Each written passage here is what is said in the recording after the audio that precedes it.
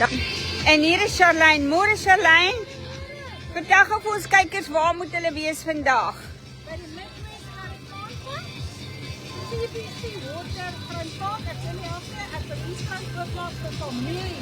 Jy het elke dag in die families net hier kom sit en kuier. Jy kan goedjies by my hier op die strand te kom en die dag te geniet. Nou ja. Vandag is al die pret en kinders geniet. Wat is hier vir die kinders? Springkastele. En ek sien hier's 'n lekker parkie.